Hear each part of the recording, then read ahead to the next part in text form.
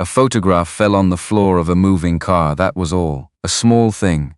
The kind of accident that happens 100 times a day to 100 different people and means nothing, except this man had seen that face every night for 10 years. He did not stop the car. He did not speak. He reached down. He picked it up. He looked at it for 1 second in the winter light coming through the rear window. Then he put it in his coat pocket and kept driving. The woman in the back seat was asleep. She did not see his hands tighten on the wheel. She did not see the color leave the back of his neck. She did not know that the photograph she had been carrying for 6 weeks had just passed into the hands of the one man on earth who understood exactly what it meant.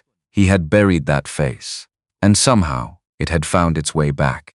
The last thing Reed Callahan expected on a Saturday afternoon was to recognize a dead woman's face. He had driven this route 100 times. Route 1 North, then the coastal connector, then the long curve into Camden Harbor, where the inn sat at the edge of the water like it had always been there and always would be. He knew every light, every merge, every spot where tourists slowed down to look at the ocean like they had never seen water before. He knew the weight of silence in the back seat too. 3 years of it, Nora Weston did not make small talk. She did not ask about his weekend. She did not comment on the weather or the traffic or the way the December light sat on the harbor like something poured from a low sky. She worked, she slept, she stared out the window at things Reed could not see, and when she spoke, it was to her phone. Never to him. That was fine. That was the job. Reed preferred silence. He had learned to live inside it the way other men lived inside noise. After Claire died, silence was the only thing that did not ask anything of him. It did not want him to explain. It did not want him to be okay. It just sat there, steady and honest, and he sat inside it, and somehow the days kept moving forward even when he could not feel them going. Saturday was a brunch. 5 hours of shareholders and wine and the kind of conversation that happened in rooms Reed was paid not to be in. He had parked the town car at the harbor lot and read for 2 hours, a history of the Penobscot Bay fisheries. Not interesting. But it kept his eyes moving, and that was enough. He picked Nora up at 2 o'clock. She came through the side door of the inn the way she always did, not the main entrance where the valets were. The side door, fast, head down. The way a woman moves when she does not want to be caught in transit. She was in the grey blazer she wore to shareholder events. Her hair was still neat, but her eyes were closed before she finished sitting down. The clutch landed on the seat beside her. Reed pulled out of the lot. He was on the coastal connector, maybe 20 minutes out, when he heard it. A soft sound. Something sliding. He checked the mirror. Nora had shifted in her sleep and the clutch had tipped off the seat and landed on the floor mat. Something had fallen out of it. Reed kept his eyes on the road another 10 seconds. Then he checked the mirror again. The highway was straight, clear. He reached back without looking. His fingers found the clutch first. Then something flat, stiff. The edge of a photograph. He pulled it forward and glanced down. 1 second. That was all it took. He looked back at the road. His hands were still on the wheel. The car was still in its lane. The speedometer still read 62. Everything was exactly the same as it had been 10 seconds ago, except that his chest had stopped working, because the woman in that photograph was Claire. Not someone who looked like Claire. Not a resemblance. Not the kind of thing where you second-guess yourself and decide it is only grief playing tricks on you. It was her face, the exact angle of her jaw. The exact way her mouth curved at the left corner when she was about to laugh at something she found genuinely funny. She was young in the photograph, maybe 19 or 20, standing on a porch he did not recognize in a long coat, holding herself against cold air, looking slightly off camera at something that pleased her. He had never seen this photograph before. He knew every photograph of Claire that existed. He had organized them twice after she died. Once in the week after the funeral when he could not sleep and needed his hands to be doing something. Once 6 months later when Lily asked why they did not have more pictures on the walls. He knew the one on the nightstand, the one from the Cape Elizabeth lighthouse, her hair blown sideways, the one from Lily's birthday where she was laughing so hard her eyes had disappeared. He knew every single one. This was not one of them. He drove the rest of the way to the inn without speaking. Without moving anything except his hands on the wheel. He pulled into the porte cochere. The valet stepped forward. Reed waved him off. He killed the engine and sat very still for 3 seconds. Then he slid the photograph into the inside pocket of his coat. He got out. He crossed to the passenger door. Nora was half awake, that soft, disoriented version of herself that only appeared in the last 5 minutes of a long ride. She did not notice the clutch on the floor. She did not notice him pick it up and set it on the seat beside her. He opened the door. She gathered herself without looking at him.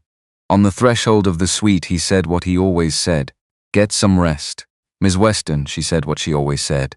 "Thank you, Callahan." 3 years, his last name. Not unkind, just professional. The way a woman like Nora Weston kept distance without making it a conversation. He drove home by the inland route. He picked up Lily from the Garners at 4:30. She had a bandage on her thumb from a paper cut at school. He kissed the bandage. She told him about a disagreement involving crayons and a boy named Theo who she had clearly already forgiven, even though she said she had not. He made tomato soup and grilled cheese. He read her the chapter with the storm in the book she liked. She fell asleep before he reached the last page. He sat in the hallway outside her door and listened to the house breathe. Then he went down to the basement. The workbench was clear. He had been sanding the rungs of an old ladderback chair he found at an estate sale in Lincolnville. The wood was cherry. It needed patience. He had been working on it for 3 weeks. He did not touch the chair. He went to the shelf above the bench. The wooden box sat between a can of tung oil and a stack of folded drop cloths. He had not opened it in 11 months. He knew this because the last time he had opened it was the night of Lily's birthday last January, when he had needed to hold something that was hers without having to explain why. He set the box on the bench. He opened it. Inside, under a folded green scarf and a stack of letters he had not read since the week she died, was the photograph. The one from the nightstand. Claire at 22, standing on the porch of her grandmother's house in Rockland, in a long coat, holding herself against the cold, looking slightly off-camera at something that pleased her. He took the photograph from his coat pocket. He laid them side by side on the workbench under the fluorescent light. 2 prints, same negative, same coat, same porch, same angle of her jaw, same curve of her mouth. Same dark stain in the upper right corner of the photopaper, the kind that happened when a developer bath ran slightly warm. 2 prints of the same woman, which meant Nora Weston was carrying a photograph of Claire. Which meant Nora Weston and Claire had some connection that Reed had never known about, had never been told about, had never once in 3 years of driving Nora Weston to board meetings and shareholder brunches and her uncle's funeral in Bar Harbor. Not once been given any reason to suspect Reed sat on the basement stool for a long time. The furnace clicked on and off. Lily shifted in her sleep above him. He could hear the floor joists. He did not call anyone. He did not go upstairs. He took the small black notebook he kept in his coat pocket and opened it to a fresh page. He wrote 3 words, Weston. Not coincidence. He closed the notebook. He placed both photographs back in the box under Claire's green scarf. He went upstairs. He checked Lily's door. He went to bed. He did not sleep until almost 4. Sunday morning, the suite at Camden Harbor Inn. Nora came up through lasers of headache and too much wine and the dead air smell of a hotel room where the blackout curtains had not been fully pulled and a strip of coastal main light was hitting her directly in the face. She lay still for a moment. Inventory. Head. Not great. Mouth terrible. Dress still on. That was fine. She had learned years ago to sleep in worse things than a blazer after a shareholder event. She reached for the clutch on the nightstand without sitting up. She felt the lining. She felt the inner pocket. She sat up. The photograph was gone. She sat on the edge of the bed and stared at the marble side table for a moment that stretched longer than it should have. Then she stood up and checked the floor, the closet, the bathroom counter. She checked her blazer pockets. She checked under the bed on both sides. She sat back down on the edge of the mattress, gun. Something floated up from the back of the previous afternoon, the sound of the clutch landing on the floor. The sensation of the car moving, a man's hand reaching back between the seats toward the floor mat in a moment of low winter light. Callahan. She sat with that for a moment, not panicking. She was not a person who panicked. But she was also not a person who sat still when something had been taken from her. Even something no one was supposed to know she had. She did not call Callahan. That would have been the obvious move. And obvious moves, in Nora's experience, were the moves that told other people more than you wanted them to know. She called Ruth Daly instead. The phone rang 4 times. Ruth answered the way she always answered on Sunday mornings. Like she had been awake for hours, which she usually had been. Nora, Ruth. I need to ask you something, and I need you to think before you answer. I always think before I answer. That's why you still call me a breath. Then, did my mother have a child before she had me? The silence on the other end of the line was not the silence of someone who did not know. It was the silence of someone who had been waiting 32 years for a specific question and was now deciding exactly how to answer it. Nora, Ruth, we need to meet. That was enough. 6 weeks earlier, Nora had been alone in her mother's library in Marblehead, looking for a first edition her mother wanted shipped to a charity auction. The book was on a high shelf. She pulled it down. A small photograph slipped out from between the pages and fell to the floor, black and white, no name, no date. A young woman, maybe 19 or 20, standing on a porch in a long coat, holding herself against cold air, looking slightly off camera at something that pleased her. Nora had stood in the library for a long time looking at that photograph. Then she had put it in her clutch. She had not shown it to her mother. Had not asked who the woman was. Had not mentioned it to anyone. She carried it the way you carry something you are not ready to examine yet. The way you keep a letter unopened on a counter because you need to be in the right state of mind before you find out what is inside.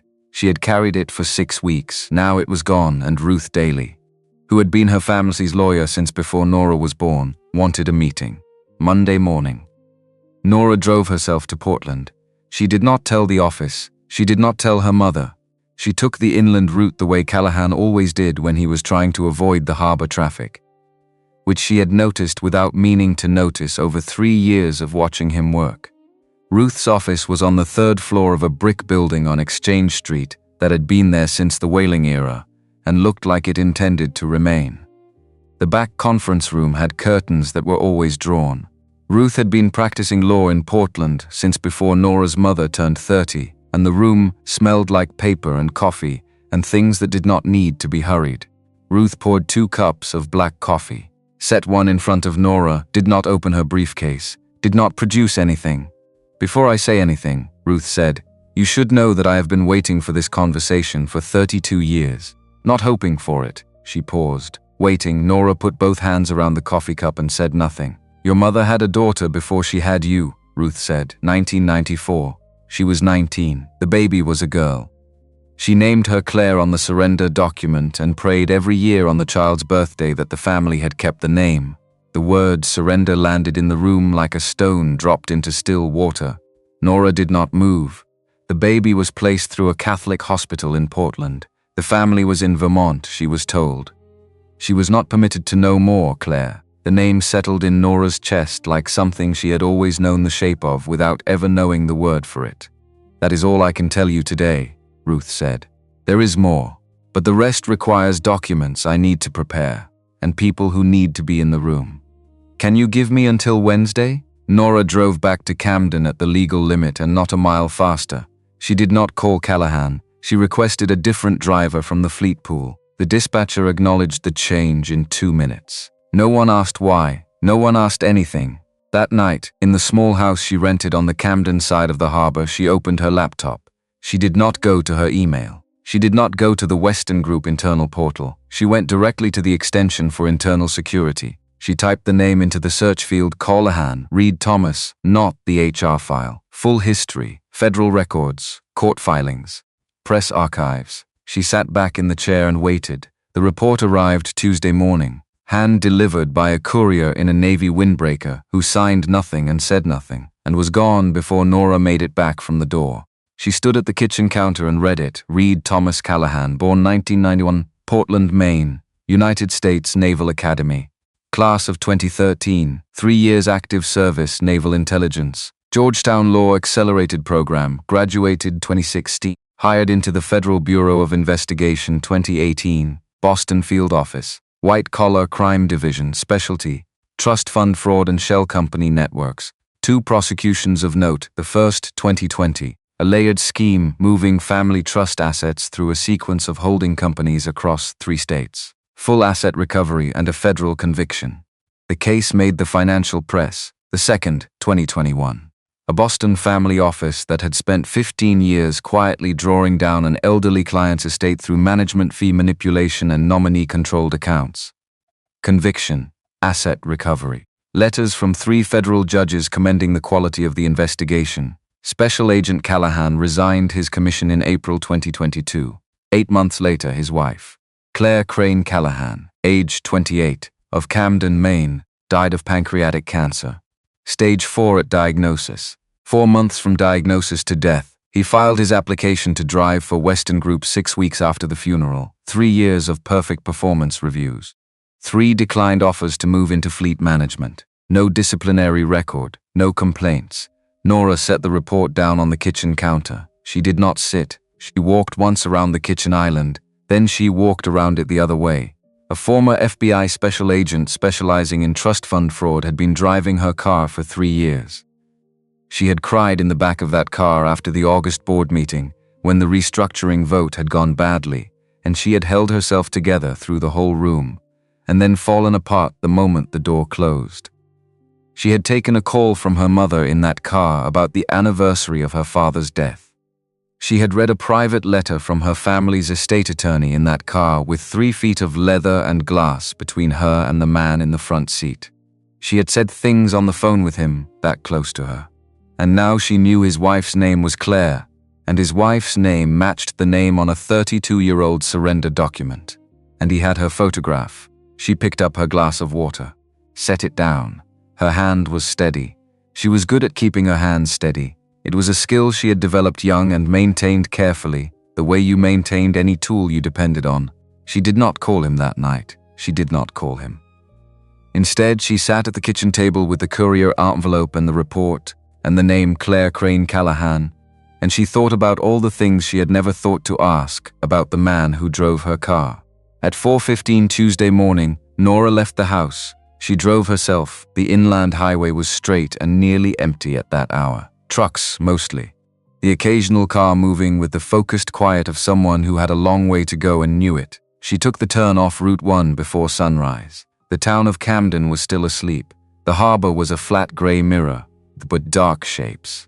She drove the road that ran behind the waterfront, past the working wharf, onto a dirt lane she recognized from the address in the report file. The house was small, a wooden cottage. Porch facing the water, lights off except for the kitchen. She parked, killed the engine, sat in the car for 2 minutes with the heater ticking as it cooled. Through the kitchen window she could see a small girl, 7 years old, pale blonde hair, sleep-tangled, falling over her forehead, wearing a flannel nightgown with small blue flowers on it.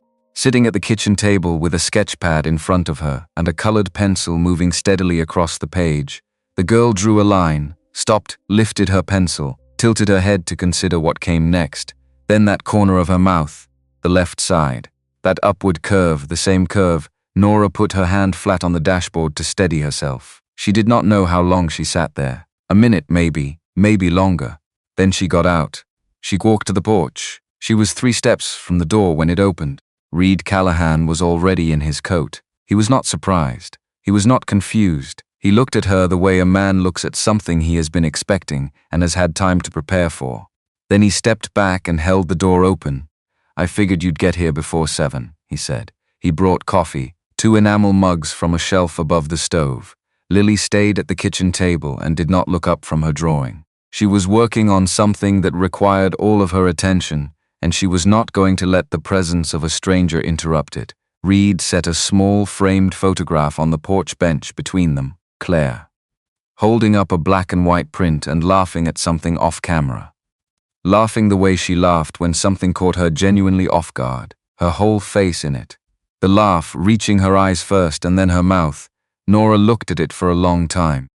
"What year was Claire born?" she said. Not quite a question. The answer was already forming itself somewhere before she finished speaking. 1994, Reed said. "My mother was 19 in 1994. The wind off the water moved the bare branches of the maple in the yard. The kitchen light made a yellow rectangle on the porch boards between them. Reed said, "I didn't know you were her sister." He said it evenly, like a man reporting a fact he had already made peace with. "I drove you to and from work for 3 years. I didn't know. When did you find out?" "Saturday afternoon." A pause. "When did you?" "Sunday morning." When the photograph was gone, he reached into his coat pocket. He took out his copy of the photograph and set it on the bench. She took her copy from her clutch and placed it beside his. 2 prints. Same negative. Same dark stain in the upper right corner. Neither of them spoke for a moment. The porch door opened. Lily appeared in the frame, eyes round, a colored pencil held loosely in one hand. "Daddy, there's a lady. I see her, sweetheart." Lily studied Nora with the directness of a child who has not yet learned to soften how she looks at people. Her gaze went to Nora's face, then to the photographs on the bench, then back to Nora's face. "Are you the lady from the branch?" Lily asked. Nora felt the air leave her chest. "Daddy told me about a brunch," Lily said. "He said the lady fell asleep." Reed did not flinch. "Lily, can you finish your map while Miss Weston and I talk a few minutes?" "Okay, Daddy." The door closed. Lily's footsteps crossed back to the kitchen table. The soft sound of a pencil on paper resumed. Nora looked at Reed. "She knows your work? She knows I drive a lady to meetings," he said. "She does not know which lady." The suns came over the eastern water. It hit the photographs on the bench between them and lit the dark stain in the corner of both prints at exactly the same angle. Two copies of the same moment, the same woman in the same long coat, on the same cold porch, 32 years ago, on a day she could not have known would end up meaning this much to this many people. Nora looked at the framed photograph, Claire laughing, holding the print up like a small victory. She kept it on her nightstand, Reed said, for 10 years. She never knew who the woman in it was. Nora looked out at the harbor. The light was spreading now, slow and honest, the way light moved on water when there was nothing to hurry it along. She thought about a 19-year-old girl in a hospital in Portland, signing a paper she did not want to sign. She thought about Ruth Daly saying, "We need to meet." She thought about 6 weeks of carrying a photograph in her clutch and not asking anyone about it because she was not ready to know yet. She thought about Lily at the kitchen table. That corner of her mouth, "She was my sister," Nora said quietly. Reed was quiet for a moment. "Yes," he said, "just that. One word. Steady." Like he had already made peace with it and what it cost him and what it meant. Like the grief had already been carried so long that it had worn smooth at the edges. Not gone, just worn to where he could hold it without cutting himself. Lily's pencil moved steadily behind the window. The gull on the railing at the end of the porch rocked once in the wind and settled again. Nora reached out and picked up her copy of the photograph. She looked at the young woman in the long coat, standing on a porch neither of them had ever seen, looking at something off camera, something that made her almost smile. She had been carrying this for 6 weeks, and she had been driving past the answer 3 days a week for 3 years. The sun was fully up now. The harbor was pewter and silver. Camden was beginning to wake. Somewhere behind them, inside the warm yellow light of the kitchen, a 7-year-old girl was drawing the map of a place she had never been, getting it right, one careful line at a time. Diane Weston arrived at 11:02. Reed had been watching the end of the dirt lane since 10:30, not anxiously. The way he watched things that mattered.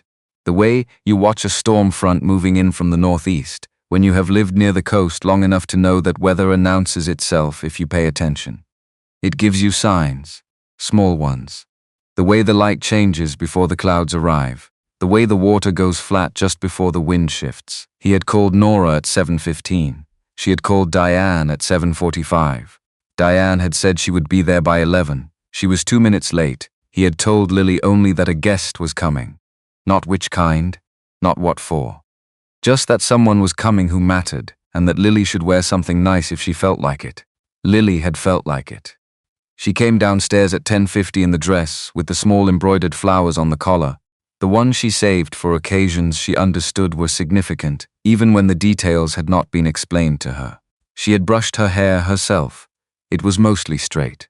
She had her sketchbook under one arm and a green-colored pencil tucked behind her ear, which was an affectation she had picked up from Reed and wore with complete seriousness. "Is it the lady from the porch?" Lily asked. "No," Reed said.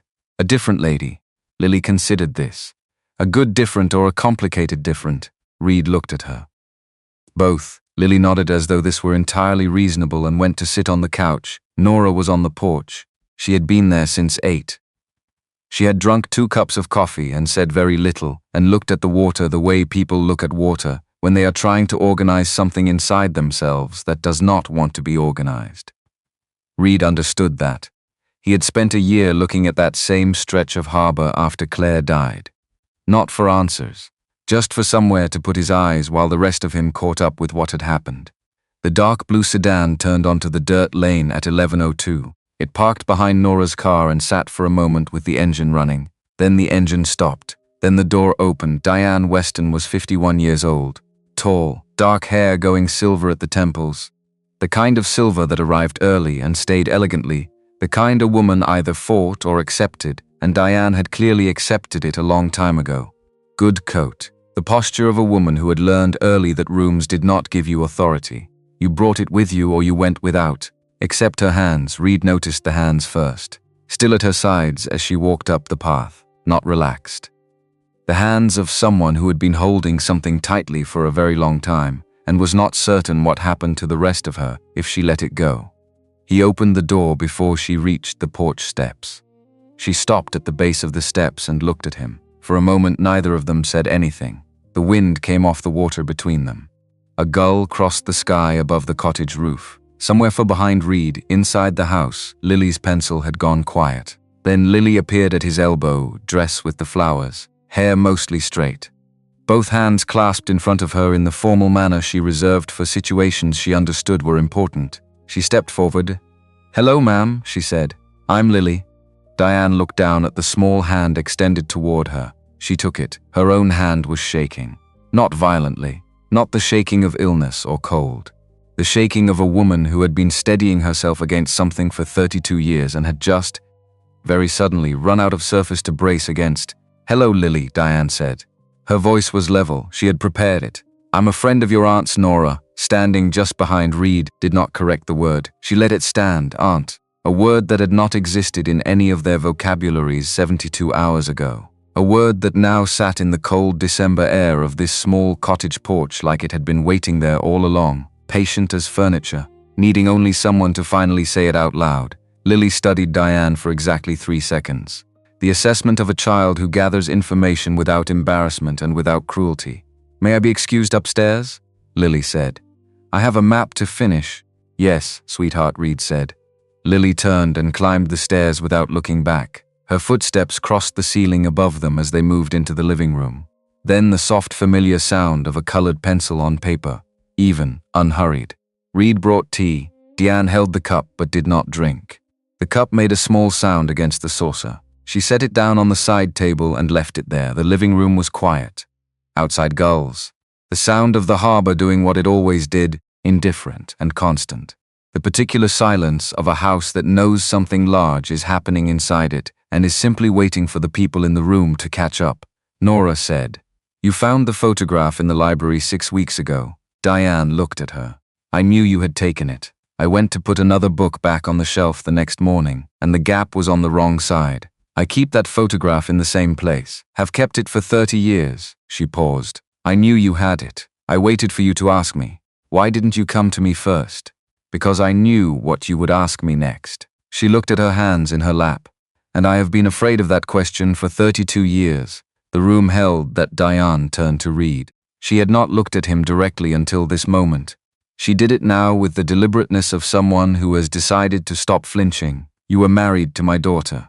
"Yes, I never knew her name, Claire," he said. "She went by Claire. She was 28 when she died." A pause. "Pancreatic cancer. Stage 4 when they caught it. 4 months from diagnosis." Diane closed her eyes. Not briefly. A long time. Long enough that Reed heard the wind shift outside and Lily's pencil moving upstairs, and the quiet sound of Nora setting her coffee cup down. When Diane opened her eyes, her face was wet. She had not made a sound. "When I was 19, she said, I was in love with a boy who worked at my father's boatyard in Rockland.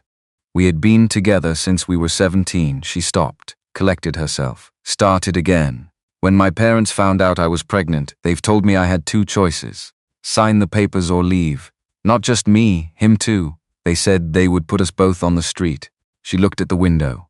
"I signed the papers in a Catholic hospital in Portland. They told me the family was in Vermont. They told me she went to good people. They told me I would not be allowed to know more." She stopped. "I named her Claire on the document," she said. "It was the only thing I could give her that they could not take away. I prayed every year on her birthday that the family had kept it," Reed said. "They kept it." Diane's jaw moved. She steadied it. What was she like? He did not rush his answer. He sat with it for a moment, the way he sat with anything he wanted to say correctly. "She was funny," he said. "Quick." She could find the absurd thing in any situation faster than anyone I have ever known. She was sharp. She never let you get away with imprecision, but she was never unkind about it. She was kinder than I am. By a significant margin. She thought carefully about people, about what they needed, about what they were carrying that nobody else could see. He looked at the window. She drew maps. The way Lily does. She had sketchbooks going back to when she was Lily's age. Different houses, different coastlines, different rooms she had read about in books. She said she liked knowing where things were, that it made the world feel more manageable. Diane put her face in her hands. Reed reached out. He rested his hand very lightly on the arm of her chair. Not on her, just on the chair beside her. The way you steady something that might fall without making a production of touching it. She kept a photograph on her nightstand for 10 years, he said. The same photograph Nora had in her clutch on Saturday. She never knew who the woman in it was. She never knew it was you. But she kept it. She looked at it every night. He paused. She tried to find you. When she was 27, she wrote letters to the Archdiocese in Portland asking about the sealed birth records. She got nothing back. A year later, they found the tumor. He stopped. Then, quietly, she told me one night in the hospital that she had wanted to know what her mother's voice sounded like. She did not say it like a complaint. She said it the way she said most things that mattered to her. Like a plain fact she had made peace with. The sound of Lily's pencil upstairs, even and steady and entirely unaware of what was being said in the room below. Diane did not speak for a long time. The teacup sat cooling on the side table. The light through the living room window moved as clouds passed over the harbor. Then she looked up. Her face was still wet. She did not wipe it. I do not expect forgiveness, she said. I am not here asking for it. She would have wanted you to know, Lily, Reed said. That I can tell you without any doubt. Diane nodded once. Small, careful, like a woman receiving something she does not feel she has earned and intends to be very careful with regardless. Then Lily's voice came down the stairs. Daddy, may I come, show the lady my map? Reed looked up at the ceiling. Come down if you'd like, sweetheart. The footsteps on the stairs. Lily appeared with her sketchbook held carefully against her chest, the protective way she carried things that mattered to her. She came to stand in front of Diane. She used the sketchbook and held it out with both hands. I'm drawing a map of a house I never saw, she said. Mama told me about it once. She said it was a house her family had a long time ago. With a gray porch and a spruce tree on the south side and a long driveway down to the rocks, she pointed to the upper left corner of the drawing. I put the tree on the wrong side. I can see it's wrong, but I can't figure out how to fix it without erasing the whole driveway. Diane looked at the drawing. Her hand went to the arm of the couch, because the house in Lily's sketchbook was a house in Rockland, Maine, sold in 1989. A house that Claire could not have known about because it was gone 5 years before she was born, and no record of it existed in any document Claire would ever have had access to. No photographs in any album Diane had kept, no address in any letter, nothing. A house that Diane had grown up in, gray porch, spruce tree on the south side. Long driveway down to the rocks. It was exact, Diane said very quietly. Would you like to know where the spruce tree actually was? Lily looked up at her with round, serious eyes. Yes, please, Diane leaned forward. Her face came level with the child's. She took a breath that was not entirely steady. It was on the south side, she said. You had it right the first time. She pointed gently at the drawing. The problem is the driveway. You have it running straight, but it curved. About halfway down, it bent to the left to go around a flat granite ledge. If you curve the driveway, the tree will look right. Lily studied the drawing. Her pencil tapped once against the page. I can fix that. I think you can, Diane said. May I show you when it's done? Diane looked at the child's face, at the left corner of her mouth, at the way she held her sketchbook like it was something worth being careful with. Yes, she said. I would like that very much. Lily took the sketchbook back and tucked it under her arm and went upstairs without ceremony. Already working through the problem in her head, before she reached the top step, Reed stepped back. He stood in the doorway to the hall and watched Diane sit in the chair with her hands in her lap and her face wet and her tea going cold beside her. Then he turned and walked to the porch.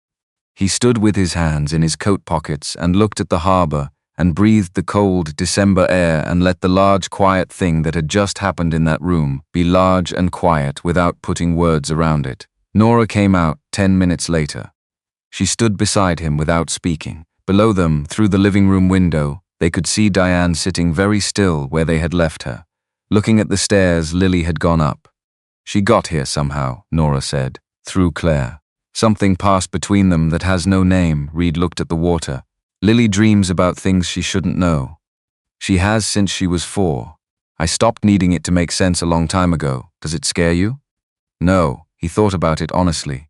"It feels like company." They were quiet for a while. Then Nora said, "Ruth has the rest of it. She wants us both in Portland on Wednesday morning." "Both, yes, 8 o'clock." She looked at him.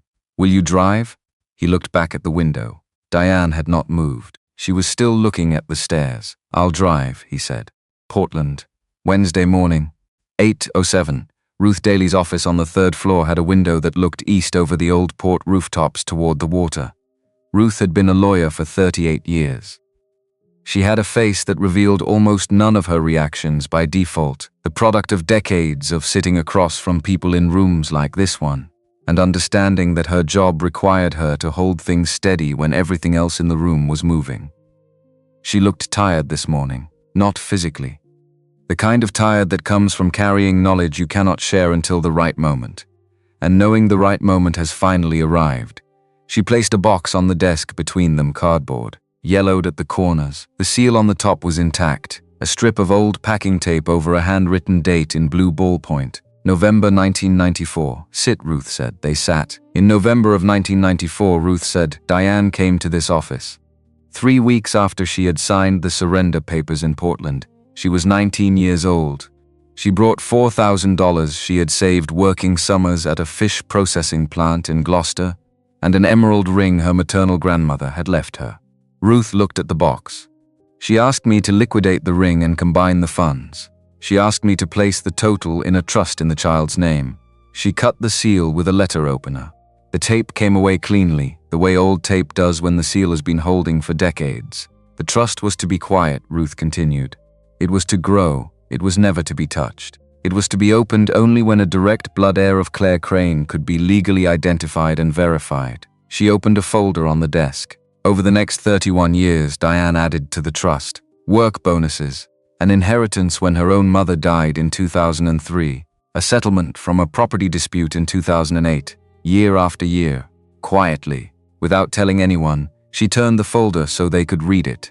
As of the most recent statement, the principal stands at $45,300,000. The room was very quiet. Nora did not move. $45 million.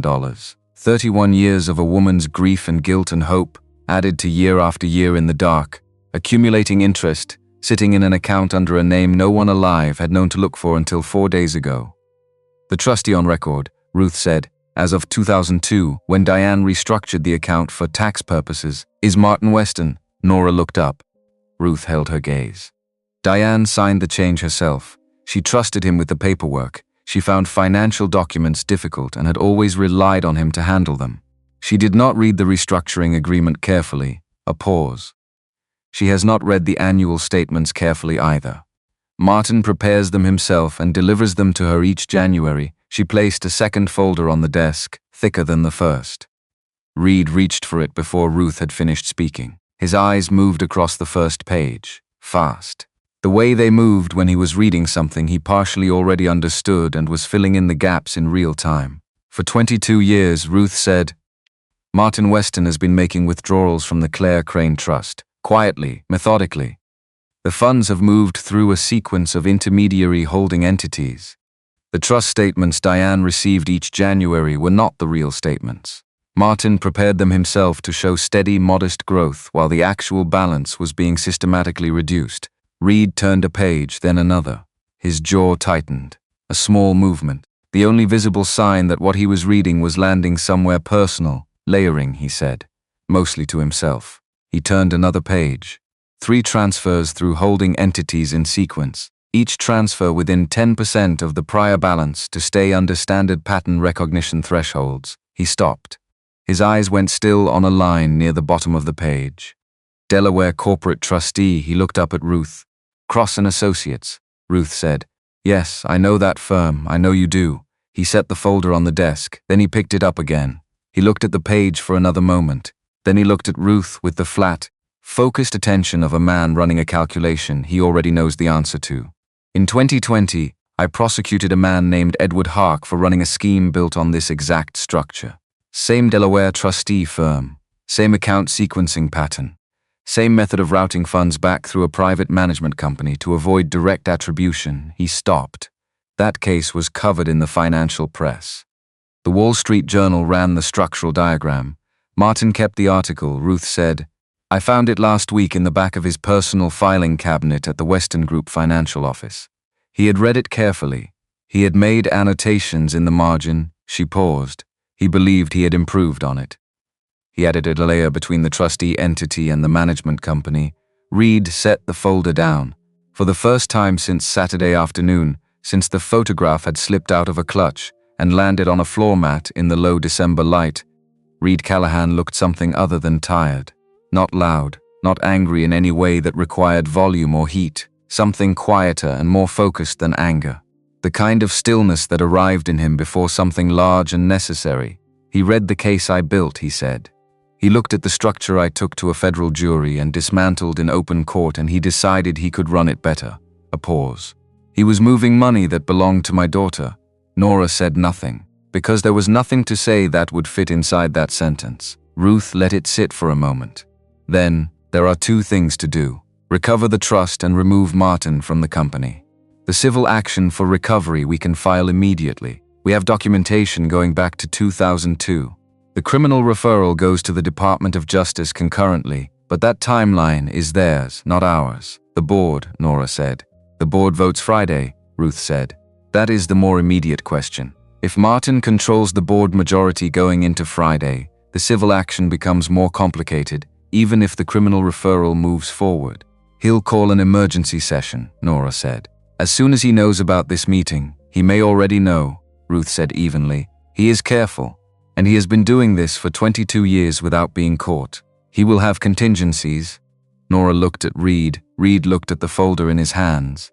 Then we need to be in that room Friday, he said, with everything assembled, before he has time to build a defense out of it. Can you do that? Ruth asked. He looked at her. It's what I was trained to do, he said. They drove back to Camden on the inland highway.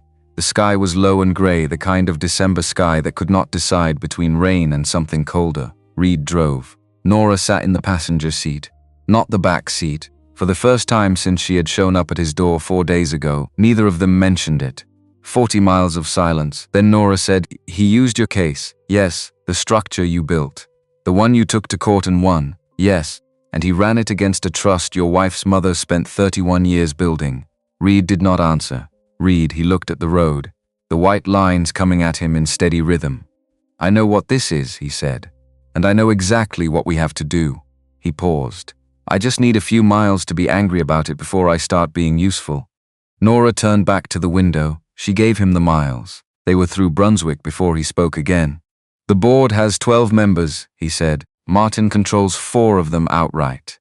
3 are investor representatives who will move with the majority once they see which way it's going. The remaining 5 are standing directors who have been on the board since Nora's father's time and will follow Nora if she gives them a clear signal. He looked at the road. We do not need to prove a crime on Friday. We need to show the room that the documentation of that crime is fully assembled, that it is going to become a federal matter within the week, and that any board member who stands behind Martin at that point is attaching themselves to a man whose public exposure is no longer a question of if, and that is enough. Corporate board members are very good at reading water, he said. They know which way the tide is moving before the rest of the room does. Show them the tide and they will move. Nora was quiet for a moment, then. How do we get everything organized by Friday morning? Tonight, he said. Your house. 7 o'clock. Bring everything Ruth gave us and everything you can pull from the Western Group financial records going back to 2002. He looked at the road. I'll bring the rest. He arrived at Nora's rented house on the Camden side of the harbor at 6:58. She had the back door unlocked. He came in through the kitchen and stopped in the doorway. She had pushed the dining table against the far wall and extended it to its full length. Documents covered the entire surface, laid out in 3 parallel rows, each item placed deliberately. bank records, trust account statements, both the false January reports Martin had sent Diane and the real statements Ruth had pulled from the actual account. Shell company registration filings from the Delaware Secretary of State. Entity formation documents.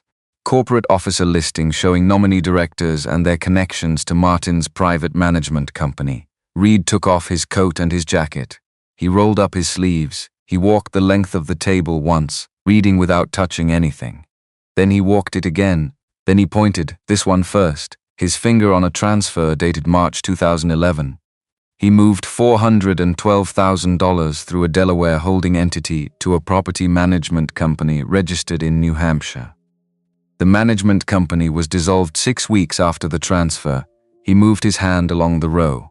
Same pattern here, August 2013, and here, January 2015. The intervals vary enough to avoid automated flags, but the structural signature is identical each time. Nora was writing. He pays himself at the re-entry point, Reed continued. The money leaves the trust through the holding entity, routes through the management company he controls through a nominee director, and his fee comes off the top before the remainder cycles back. The trust is never fully drained. He keeps the balance viable enough that Diane's annual statements look plausible.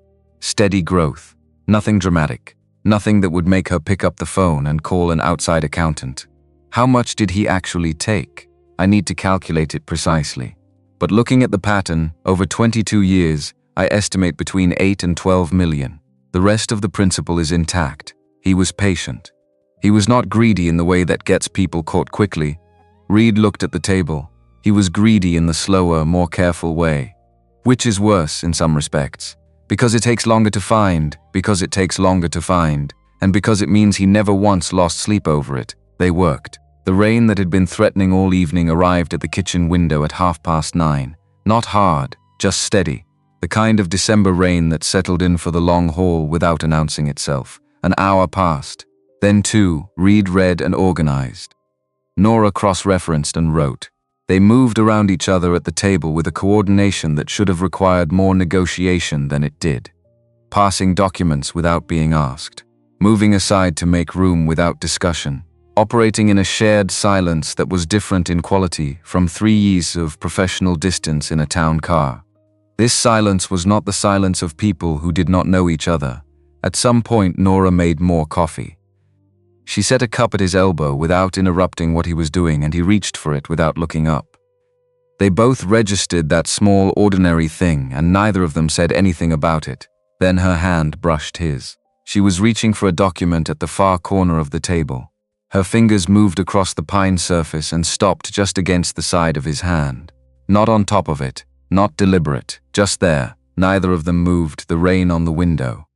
The coffee cups steaming, the documents spread across the table between them like a map of everything that had happened and everything that still needed to happen. He did not move his hand. She did not pull hers back. Reed, her voice was quiet. Just his name. The word fell into the room without asking for anything in return, his name. Finally, after 3 years of Callahan, of the glass partition, of professional distance maintained so carefully by both of them that neither had ever noticed they were maintaining it. He did not look up from the document. This is Claire's case, he said. There's nothing to thank me for. She let her hand stay where it was for one more breath. Then she drew it back and turned the page. They worked until nearly 2 in the morning. When Reed finally stood and picked up his jacket, the rain had stopped. A pale band of sky had appeared over the harbor, that specific pre-dawn gray that meant hours yet before sunrise, but also meant the dark was finishing. At the back door, Nora said, Friday, Friday, he said. He drove the empty inland road home. The highway was completely deserted at that hour. Just his headlights and the dark and the long straight road and the sound of the engine. He thought about Claire. Not with the sharp particular grief of the first year. With something quieter. The way you think about someone you loved when the acute loss has become part of the landscape of yourself. Something you navigate around rather than through. Always there. Just no longer the only thing in the view. She had written letters to a sealed record in Portland. She had wanted to know what her mother's voice sounded like. She would have liked Nora. He knew that with a certainty that surprised him in its clarity. Not because they were sisters, not just because of shared blood, but because of the things he had watched Nora do this week. The directness, the refusal to be frightened by information. The willingness to drive to a stranger's house at 4 in the morning because she needed to know something and could not wait for it to come to her. Those were Claire's instincts. The same current running through two women who had never met, who had never had the chance to know they were looking for each other. He pulled into the cottage lane. The house was dark and quiet. Lily was at the Garners overnight. He had not mentioned it, and Nora had not asked, and yet she had said it at the back door on his way out. Lily's at the Garners tonight, a plain fact, offered quietly, without frame or implication. He had heard it and had not answered it directly, and had thought about it on the drive home, was still thinking about it now. He went inside. He did not turn on the kitchen light. He stood in the dark for a moment and let his eyes adjust. On the refrigerator, held with 3 magnets, was Lily's latest attempt at the Rockland house. The spruce tree still on the wrong side. The driveway still running straight. She had not fixed it yet. She would. Thursday morning. Reed had his coffee poured and was standing at the kitchen window watching the harbor when his phone buzzed on the counter. 3 notifications. In sequence. Arriving within 20 minutes of each other like 3 different parts of the same move. The first was a forwarded internal memo from someone at the Western Group Fleet Division who had worked under Reed for 2 years and clearly felt he deserved to know. The memo was signed by Martin Weston and dated Wednesday afternoon, 4 hours after Reed and Nora had been sitting in Ruth Daly's office in Portland. It directed the immediate termination of Reed Thomas Callahan, driver, for violation of client confidentiality protocols during the transport of an executive principal on Saturday the 5th. Reed read it once, set his phone down, picked up his coffee. Martin had made his move within 4 hours of learning about the Portland meeting, which meant he had a source close enough to Ruth's office, or close enough to the Western Group Fleet Dispatch, or both, which meant he had been watching for exactly this kind of movement, which meant he was not surprised. He was responding to something he had been prepared to respond to. Reed had seen that pattern in federal investigations more than once. The people who had something to hide did not panic when they thought they were about to be caught. The careful ones prepared for discovery the way you prepared for a storm. You did not try to outrun it.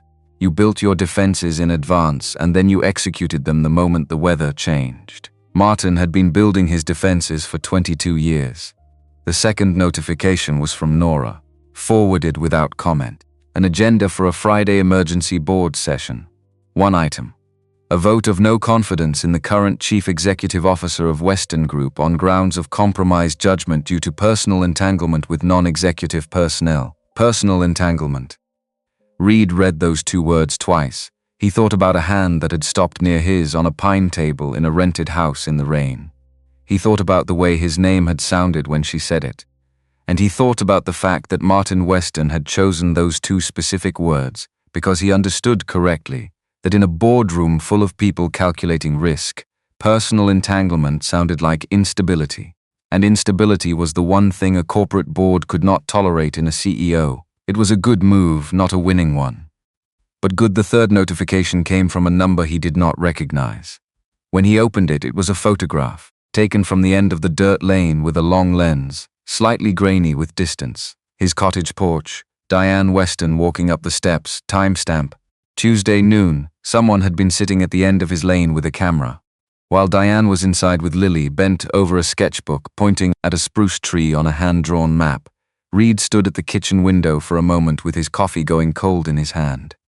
Outside, the harbor was steel gray and still. The mooring buoy light blinked at its own pace, patient and entirely unbothered. 3 moves in 24 hours, the termination memo, the board agenda, the surveillance photograph. Martin was running a coordinated response, not panicking, executing. Reed set his cup down. He picked up his phone and called Nora. She picked up on the first ring. "I saw," she said. "All 3? All 3. He must have had someone watching before Portland. Before Portland, Reed confirmed. He knew Ruth was assembling something. He may have known before we did that she was about to open the box. How? It doesn't matter how. What matters is he knows we have the documentation. And he's running a 3-point defensive to discredit us before Friday. The termination memo discredits you," Nora said. "The board agenda discredits me. The photograph of my mother discredits her." Yes, a pause. Does he know what you used to do? She asked. Not yet, Reed said. Friday is when he finds out, he heard her exhale. Then, come tonight, 7 o'clock, we need to finish this. He was there at 6:50 FD8. They had the rest of it organized by midnight. Every transfer sequenced by date. Every entity mapped to its connection to Martin's private management company. Every false trust statement cross-referenced against the real account records. The entire 22-year structure laid out in a sequence that told one clear story. The kind of story that did not need interpretation. The kind that spoke plainly and left no room for alternative readings. At midnight, Nora set a fresh legal pad in the center of the table. Walk me through Friday, she said. Minute by minute, he walked her through it. She listened the way she listened to everything, fully, without interrupting, asking only the questions that needed to be asked. When he finished, she looked at the documents on the table for a moment. He thinks Friday is about the CEO vote, she said. Yes, he doesn't know it's about the trust. Not until we're already in the room, Reed said. By the time he understands what Friday is actually about, it will already be over. She looked at him across the table. He used Claire's money, she said, not to him, to the room, to the air. Because she needed to hear herself say it plainly. Yes, Reed said, and he used your case to do it. Yes, she held his gaze across the table. Steady, clear, then let's use it back, she said. Friday morning, 4:47, Reed was already awake. He had not slept past 5 in 2 years. Not since the last months with Claire, when sleeping late had felt like something he no longer had the right to do. A small luxury he had quietly surrendered without discussing it with anyone. The body remembers what the mind tries to release. His body remembered everything. He made coffee. He stood at the kitchen window in the dark and looked at the harbor. The water was black and still, one light on a mooring buoy out past the breakwater, blinking at its own slow rhythm. Patient, indifferent, just doing what it was built to do. Lily was still asleep upstairs. He could hear her through the ceiling. The small sounds of a child dreaming, a shift, a murmur, then quiet again. He thought about what the day was going to hold, not with dread, not with anything that required managing, with the particular focused calm that had always arrived in him before something large and necessary. The Bureau had trained him to recognize the difference between fear and readiness. Fear scattered your attention across every possible outcome. Readiness pulled everything in toward a single point and held it there until the moment arrived. He was ready. He went upstairs at 6. He knocked on Lily's door gently and opened it. She was on her side with one arm over the edge of the mattress, a colored pencil still held loosely in her sleeping fingers. She had been working on the map again last night. He could see the sketchbook on the floor beside the bed, open to the Rockland house. The driveway was different now. It curved. He could see from the doorway that she had been working out the correction Diane had described. She always solved the hard parts while she slept. He sat on the edge of the mattress. Hey, Lilybird. She opened one eye. Is it morning? Almost. Mrs. Garner's coming at 7:30. I have to go to Boston today. Both eyes now. Serious, the meeting? Yes. She considered this with the gravity she brought to things that mattered. Is it the bad man's meeting? He had not told her much. Only that someone had taken something that did not belong to him, and that Reed was going to be in a room with other people who were going to make it right. He believed in keeping things true with Lily, even when he kept them simple. Not incomplete, just the right amount of truth for a 7-year-old who was still building her understanding of how the world worked and what it asked of people. Yes, he said. The bad man's meeting. Are you going to win? He thought about the documents on Nora's dining table. The $45 million. Martin Weston reading a Wall Street Journal article in his kitchen and writing in a notebook and believing he had improved something that Reed had spent 4 years of his life building and then dismantling in open court. Yes, he said. Lily nodded, satisfied in the complete, uncomplicated way of a child who trusts the answer. She held out the colored pencil she had been sleeping with, and Reed took it and tucked it behind his ear. She settled back against the pillow. Fix the meeting, she said. Then come home. He kissed her forehead. He went to get dressed. The drive to Boston took 2 hours and 50 minutes. Reed drove. Nora sat in the passenger seat. Ruth Daly followed in her own car, maintaining a steady distance behind them on the highway. The morning was clear and cold, the December sky pale and high, the kind of winter clarity that made distances look shorter than they were. They did not talk much. South of Portland, Nora said, "How are you feeling?" He thought about it honestly. Like I'm about to walk into a courtroom. Except the verdict is a vote instead of a judgment. Nervous? No, a pause. You? She looked out the window at the highway moving under them. I've been in that room 100 times, she said. I've never walked in carrying what we're carrying today. Which is? She turned and looked at him directly. The whole truth, nothing missing. He looked at the road. That's usually enough, he said.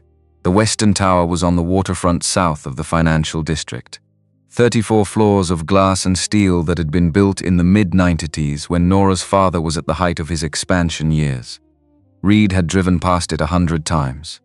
Had dropped Nora at the underground entrance on 100 different mornings. Had always kept his eyes forward and his on the wheel and had never once thought about what was happening in the rooms above him. He thought about it now. They parked in the public garage across the street. Reed carried the leather folder. Nora carried nothing except herself, which he had come to understand over the past week was a considerable thing to carry, and she carried it well. Ruth met them at the building entrance. She looked at Reed, then at the folder. Ready? Yes, Ruth said. He will try to control the room from the first sentence. He is very good at it. He will try to set the terms of what is being discussed before anyone else has a chance to speak. I know how he works, Reed said. I have sat across from men like him in federal interview rooms for 4 years. Ruth looked at him steadily. Then you know that they always believe, right up until the last possible second, that they are going to walk out.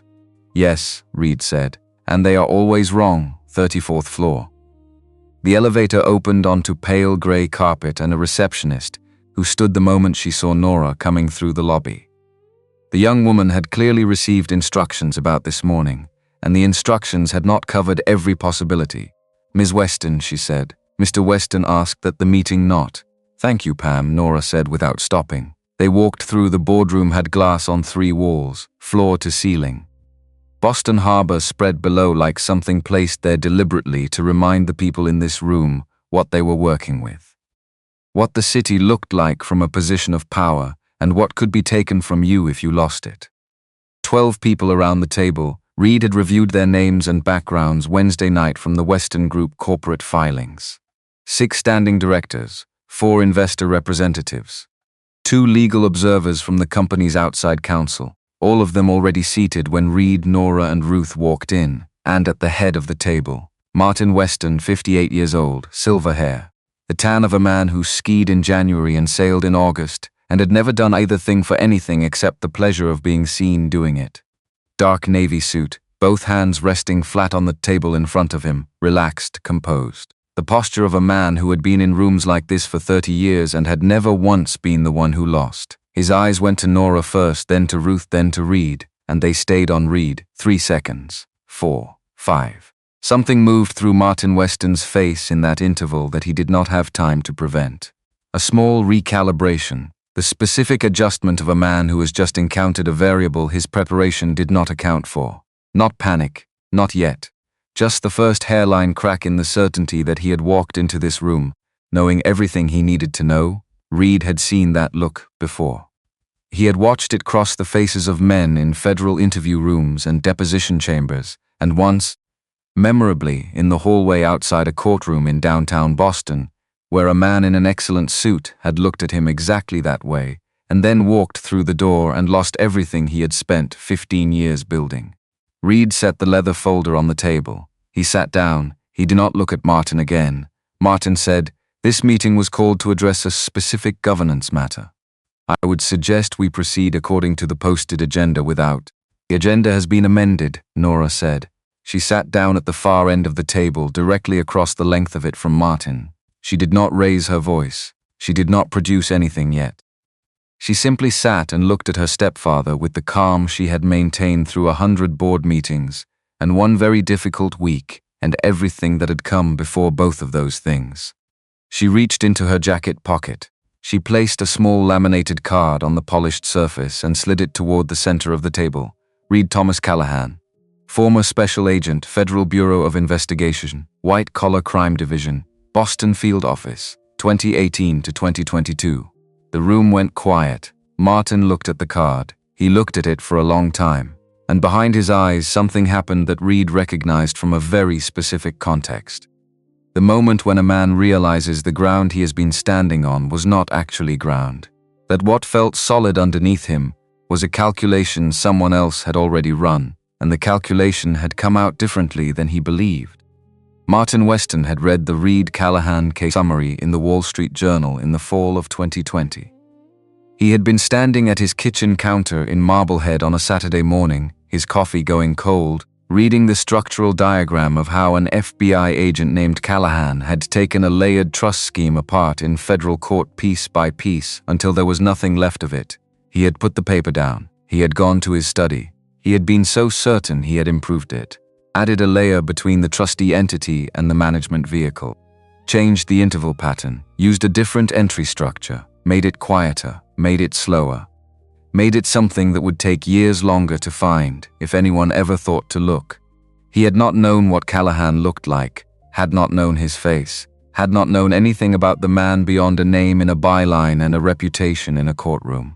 Had never, in 2 years of running his improved version of that scheme, connected the abstract name in a legal filing to the specific man who drove his stepdaughter's car 3 mornings a week. Why would he? Why would anyone? Reed opened the leather folder. He did not stand. He did not perform. He sat in his chair and spoke for 7 minutes in the flat, precise language of federal financial investigation. He did not use the word theft. He did not use the word crime. He used the language of accounting, of documentation, of dates and entity names and transfer amounts, and a pattern that repeated itself across 22 years with the consistency that only existed when someone was doing something deliberately and carefully over a very long time. He laid it out the way you laid out a case before people who needed to understand not that a crime had been committed, which was a question for a different room, but that the documentation of that crime was fully assembled, that it was leaving this building for the Department of Justice before the close of business today, and that what happened next was no longer within anyone in this room's ability to alter or contain. No one interrupted. No one moved. When he finished, Ruth Daly placed a sealed envelope in the center of the table. The Claire Crane Trust, she said, was established in November of 1994 by Diane Crane, subsequently Diane Weston, for the benefit of her firstborn child, Claire Crane. Placed for adoption at birth, the trust has been maintained and added to for 31 years. The trustee of record since 2002 is Martin Weston. She looked at the table. The documents in this envelope constitute a civil action for full recovery of the trust principal, with interest, and a concurrent referral to the Department of Justice for review and applicable federal statutes. Martin opened his mouth. The recovered amount, Ruth continued at exactly the same pace, upon full restoration to the original principal, will be held in trust for Lillian Callahan, minor child, sole surviving direct blood heir of Claire Crane Callahan. Martin said, "This is outside the scope of a board meeting, and I would strongly." The door opened, not dramatically, not with force. Simply opened the way a door opens when someone has decided, calmly and without hesitation, to walk through it. Diane Weston came into the room. She was wearing the gray wool coat, the long one with the wide collar and the belt she never tied, just let hang. The one she had been married in 26 years ago on a November afternoon in Marblehead, when the weather had turned unexpectedly cold, and she had worn it over her dress because she was always practical, even on days when she was also other things. She had not taken it off. She walked to a point just inside the door and stopped. She did not look at Nora, did not look at Reed or Ruth, did not look at the 12 people around the table who had all gone very still in the way of people who understand they are witnessing something they will remember. She looked at Martin.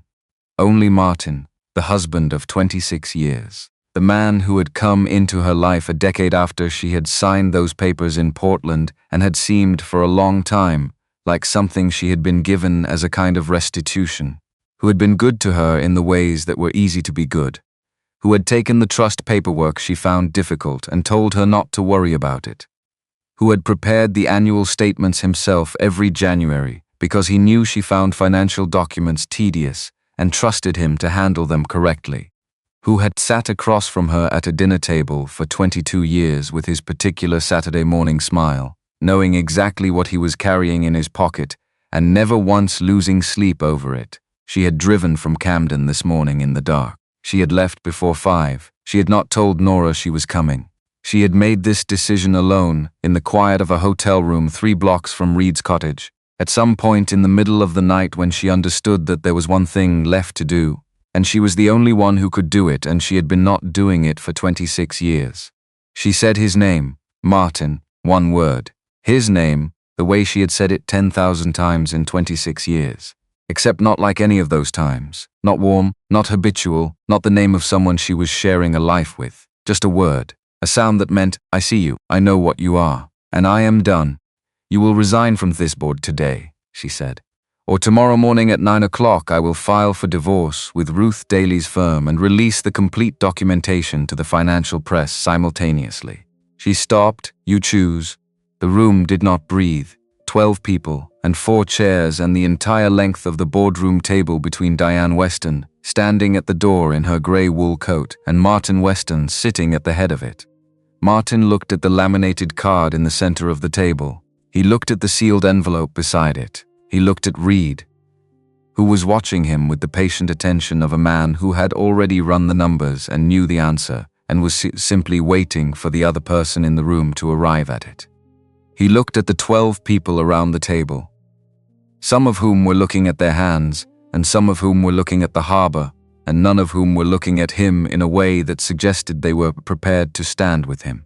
He looked at his wife of 26 years, in the grey coat, perfectly still, eyes dry, the face of a woman who had already done her grieving, who had sat alone in a hotel room in Camden, Maine in the middle of the night, and had felt every single thing there was to feel about 26 years of marriage, and what it had actually been, and had arrived at this room in the morning with nothing left to lose, because she had already let go of the thing she was most afraid of losing. Martin Weston was a man who had spent his adult life reading rooms, reading people, identifying the exit before he walked in. He had built everything he had on that one skill. And that skill was telling him, right now, with complete clarity, that there was no exit from this room that left him standing. He reached for the legal pad the outside counsel had placed at his seat. He wrote 4 lines, his name, the date, a single sentence of resignation effective immediately. He signed it. He stood up. He straightened his jacket. He picked up his phone. He did not look at anyone. He walked to the door and Diane stepped aside and he went through it, and the door closed behind him with a sound that was much smaller than what it meant. Ruth took the legal pad. She read it. She placed it in the center of the table. His resignation is effective as of this morning, she said. She looked around the table at 11 people who were attentive and very quiet. I would suggest we proceed to the board vote. The vote took 4 minutes. 11-0, Ruth delivered the Department of Justice referral package before close of business. By 4:30 in the afternoon it was done. All of it, the documentation submitted, the board vote recorded in the minutes, the referral filed. 22 years of careful, patient work dismantled in one room in one morning, with 7 minutes of spoken testimony and a sealed envelope placed at the center of a table. Nora stayed in Boston. There were procedures and communications and a company that needed its leadership present and visible even on a day when everything underneath it had just shifted. Reed understood that. He did not need her to explain it. She walked with him to the elevator. I'll be back by Sunday, she said. He nodded. Drive carefully. She looked at him for a moment. Something moved through her face that she did not try to prevent or explain. Then she stepped back and let the elevator door close between them.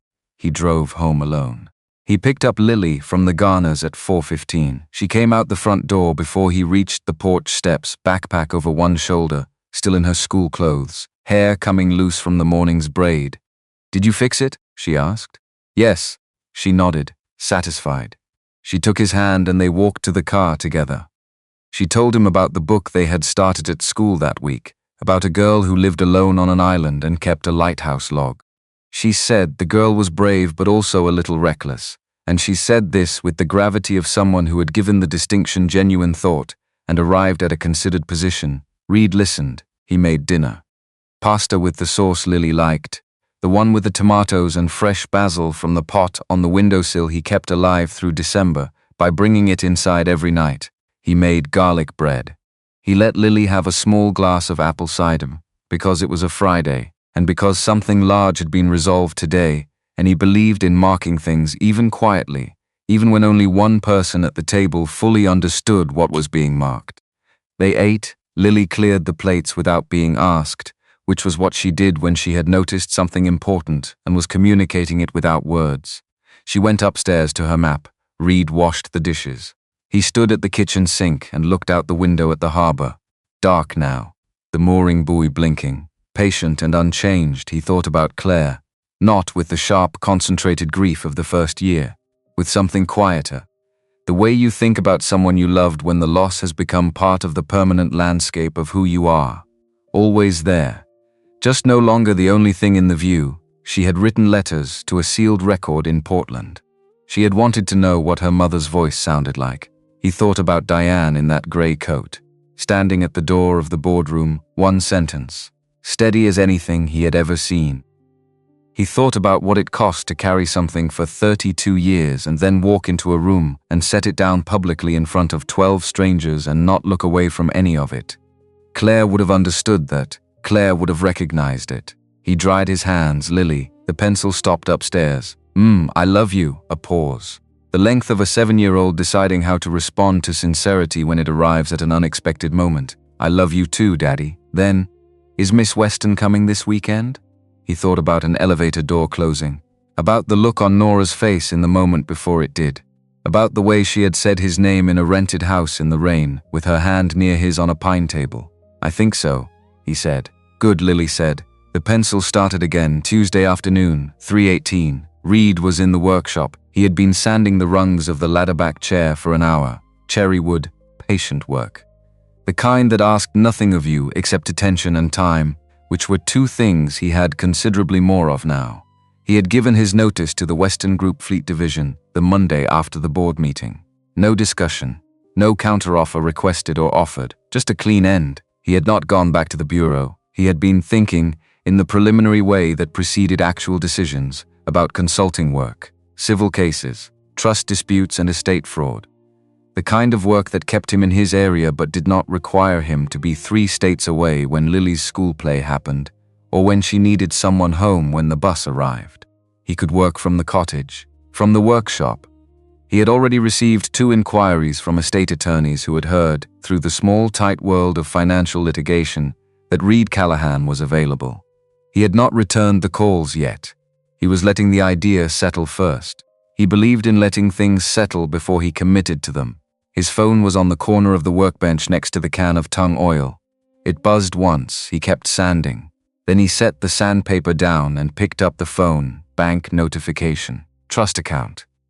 Lily Ann Callahan transfer confirmed. $45,300,012. He read it. He read it a second time. He set the phone down on the workbench. He picked up the sandpaper. He kept sanding outside. The harbor was the color of pewter. A gull walked the length of the nearest dock piling, found nothing interesting, and lifted off into the low December sky without any apparent destination. The chair leg was getting there. Another hour of work, maybe 2, then the other 3. Then he could start on the seat. He kept sanding. 4 months later, early April, the snow was gone. It had left the way Maine snow left when the season was finally ready to be done with it. Not in a single event. In a gradual, honest thinning, like a decision made incrementally and then all at once. Until one morning the gravel paths were clear, and the harbor had shifted from its winter gray to something warmer, and the first crocuses had come up around the cottage steps in 3 colors, purple and yellow and white, pushing through the cold ground without announcement or apology. The cottage had changed in small ways that accumulated. There was a new bookshelf in the workshop, built by Reed in February during the last deep cold because he needed something to do with his hands in the evenings after Lily went to sleep. Tools on one side, books on the other. On the top shelf, 2 framed photographs. The one of Claire had always been there. The second was newer. Nora had hung it herself on a Saturday afternoon in March without ceremony or explanation, using a small nail from the coffee can on the workbench. Lily and Nora sitting side by side on the grey boards of the wharf. Both looking out at the water, not at the camera. Both with the same expression around the left corner of the mouth. Reed had looked at it for a long time after she hung it. He had not said anything. He had not needed to. Nora had stepped down as CEO in February and accepted the chairmanship of Western Group. She had appointed a new chief executive from inside the company.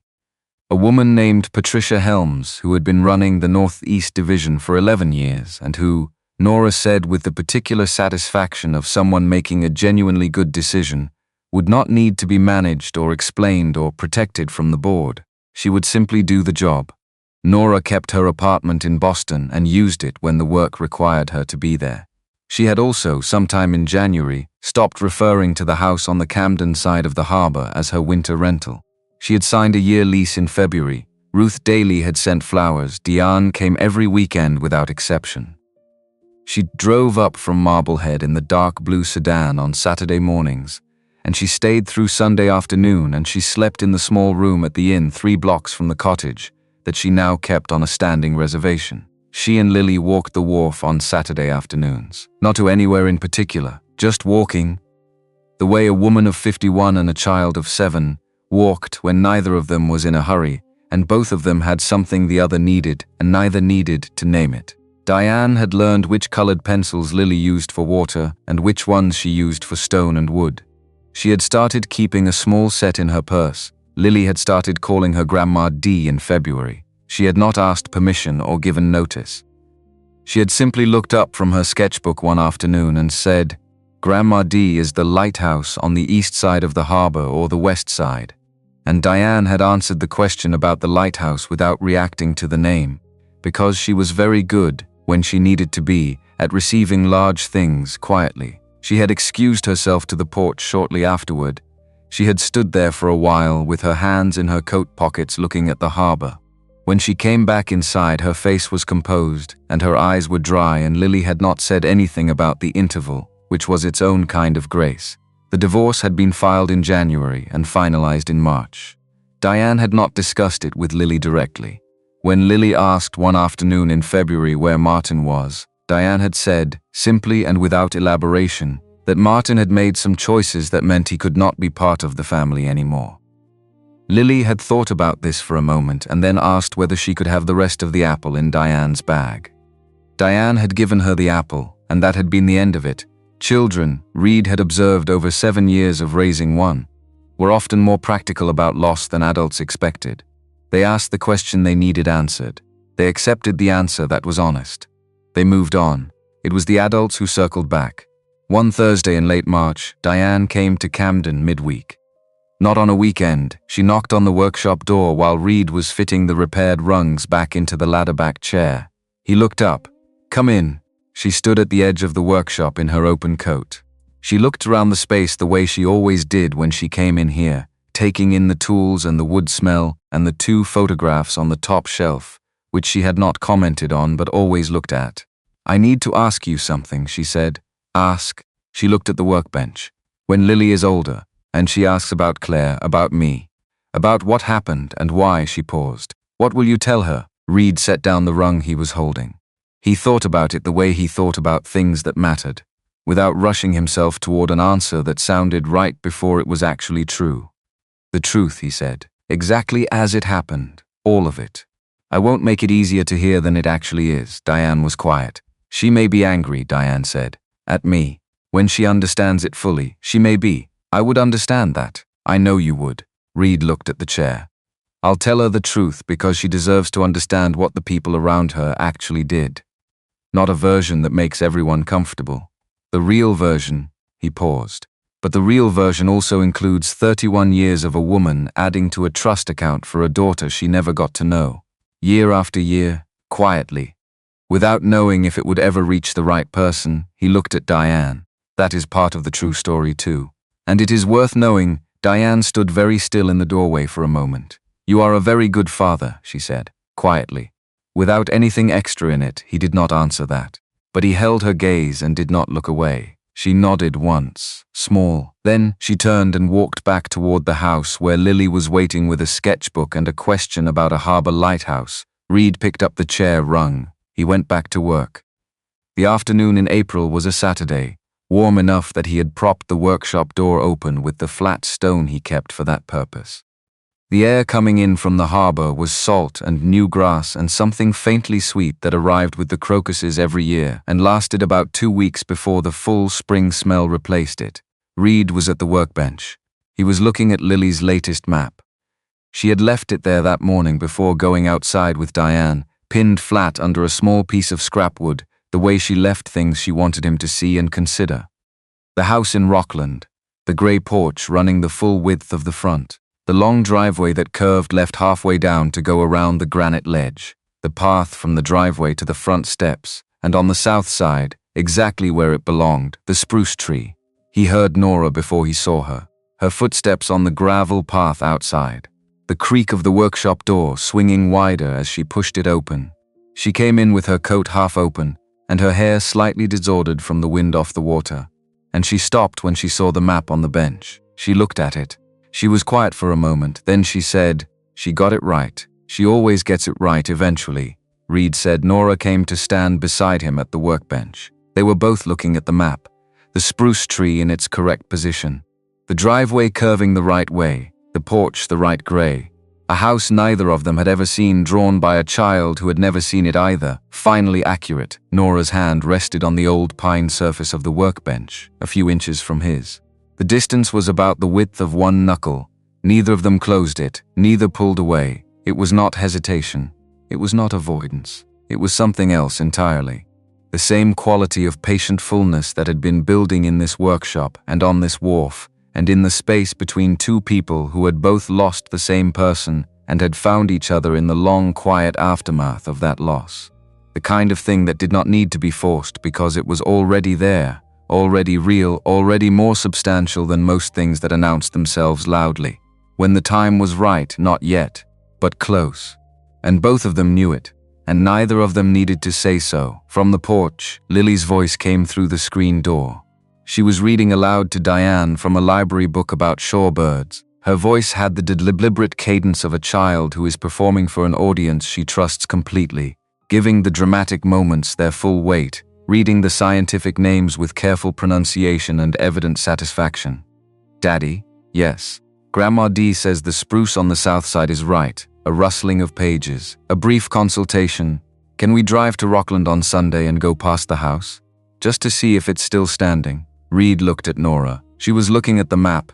"We can drive by," Reed said. "Can Miss Weston come?" The light through the screen door made a soft pattern on the workshop floor. Outside, Diane said something low that made Lily laugh. That particular laugh. Starting in the left corner of the mouth, the way it always did, the way it had always done in both of them. Reed looked at Nora. She was already looking at him. Something passed between them that did not require language and had, in fact, been waiting for exactly this moment to stop requiring it. The careful, honest, patient thing that had been building since a December afternoon when a photograph fell out of a clutch and landed on a floor mat, and a man who had learned to live in silence finally had a reason to look up. "Yes," Reed said. "Miss Weston can come." Outside, Lily made a small sound of satisfaction. The page turned, the reading resumed.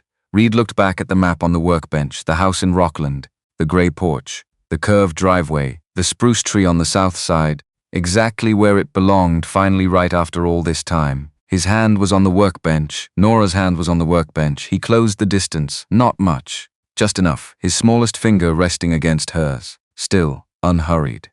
The way you hold a door open rather than push through it. An offer rather than a conclusion. She did not move away. The workshop smelled of cherry wood and beeswax, and the salt air coming in steady through the open door from the harbor, which was the color of old silver in the late afternoon light. On the top shelf above them, 2 photographs in 2 frames. Claire laughing, holding up a black and white print, looking at something off-camera that delighted her. And beside her, more recently hung, a small girl and a woman sitting side by side on grey wharfboards, both looking out at the water, neither looking at the camera, both wearing the same expression around the left corner of the mouth. Outside on the porch, Lily finished her chapter and closed the book. Grandma D. "Yes, do you think the house will still have the spruce tree?" A pause, the sound of the harbor. The cry of a gull somewhere above the water, I think. Diane said, "That some things stay exactly where you left them." Lily considered this.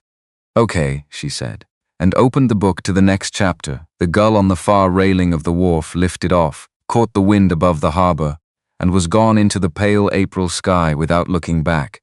None of them had been looking for any of this. That was the only reason they had found it.